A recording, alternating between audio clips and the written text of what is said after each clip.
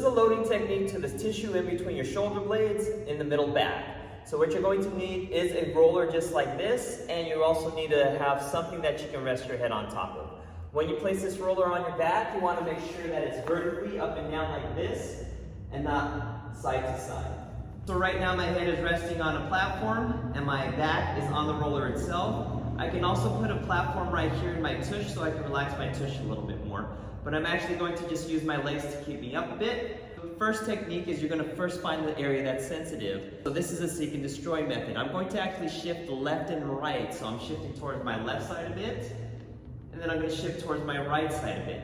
When I'm shifting left and right, I'm going to try to keep my body parallel with the floor, because if I don't, then I'm going to tilt this direction or tilt the opposite direction. So I want to make sure that my body is parallel with the floor.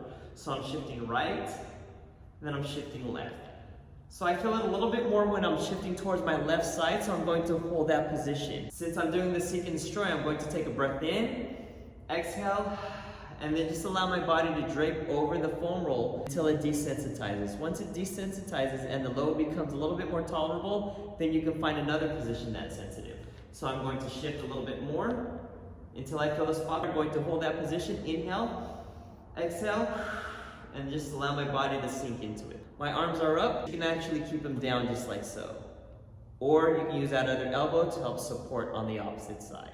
So the second technique you can use is more in the pin and stretch. So you're going to do the exact same thing. You're going to find the target tissue that you need to work on. So I'm shifting towards my left and I feel it right there.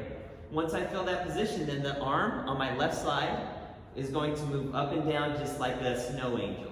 Since it's the left side that I'm working on, the left side is sensitive, then my left arm will be moving.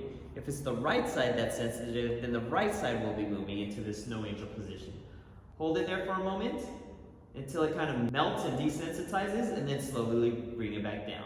The other modification you can do with the pin and stretch is find that target tissue again, hold it, and then give yourself a great big hug. When you're giving yourself a great big hug, I like to bring the arm of the side that I'm working on over the opposite one. So since I'm on my left side, my left arm will be above my right arm. So this right arm can grab and pull it further across my body.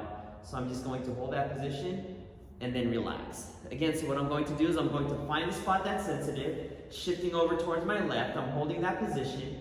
I'm going to give myself a hug with the same side arm above the opposite one, so the opposite arm can grab the elbow and bring it across. So my right arm is grabbing the left elbow, bringing it across a little bit further so I can get more stretch. And just hold that position.